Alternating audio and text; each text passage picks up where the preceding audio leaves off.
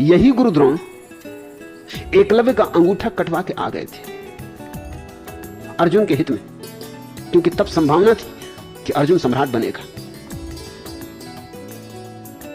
तब इन्होंने एकलव्य को इंकार कर दिया था शिक्षा देने से। क्यों? क्योंकि शूद्र था। और तुम कहते हो मौजूदा हालात बिल्कुल पसंद नहीं।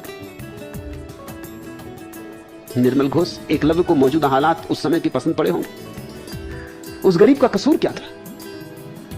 अगर उसने मांग की थी, प्रार्थना की थी कि मुझे भी स्वीकार कर लो शिष्य की भांति, मुझे भी सीखने का अवसर दे देता, लेकिन नहीं, शूद्र को कैसे सीखने का अवसर दिया जा सकता है? मगर एकलव्य अनूठा युवक रहा होगा। अनूठा इसलिए कहता हूं कि उसका खून नहीं खोला। खून खोलता तो साधारण युवक, 2 कौड़ी का, सभी युवकों का खोलता है, इसमें कुछ खास बात नहीं। उसका खून नहीं खोला, शांत मन से उसने स्वीकार कर लिया। एकांत जंगल में जाके गुरु द्रोण की प्रतिमा बना ली और उसी प्रतिमा के सामने सरसंधान करता रहा, उसी के सामने धनुर्विद्या का अभ्यास करता रहा। अद्भुत युवक था।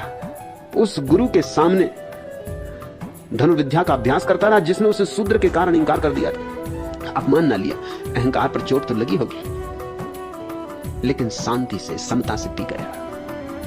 धीरे धीरे खबर फैलनी शुरू हो गई कि वो बड़ा निष्णात हो गया है। तो गुरु द्रोण को बेचैनी हुई, क्योंकि बेचैनी ये थी कि खबरें आने लगी कि अर्जुन उसके मुकाबले कुछ भी नहीं, और अर्जुन पर ही सारा दांव था। अगर अर्जुन सम्राट बने और सारे जगत में सबसे बड़ा धनुर्धर बने तो उसी के साथ गुरु द्रोण की भी प्रतिष्ठा होगी, उनका शिष्य, उनका शागिर्द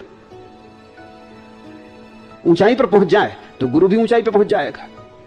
उनका सारा का सारा न्यस्त स्वार्थ अर्जुन में था, और एकलव्य अगर आगे निकल जाए तो बड़ी बेचैनी की बात थी। तो ये बेशर्म आदमी जिसको कि ब्रह्मज्ञानी कहा जाता है, ये गुरु द्रोण जिसने इंकार कर दिया था एकलव्य को शिक्षा देने से, ये उससे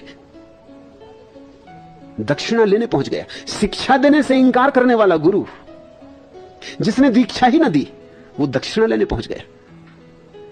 हालात बड़े अजीब रहे होंगे। शर्म भी कोई चीज होती है, इज्जत भी कोई बात होती है, आदमी की नाक भी होती। ये गुरु द्रोण तो बिल्कुल नाक कटे आदमी रहे होंगे।